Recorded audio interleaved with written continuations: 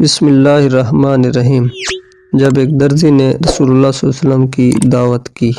حضرت انس بن مالک رضی اللہ تعالیٰ عنہ سے روایت ہے کہ ایک درزی نے رسول اکرم صلی اللہ علیہ وسلم کی دعوت کی، کچھ کھانا پکایا۔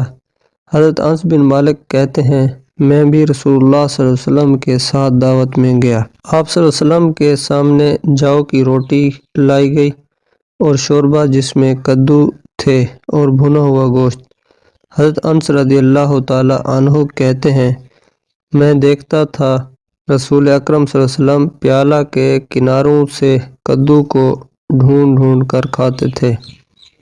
اس روز سے مجھے کدو سے محبت ہو گئی ہے۔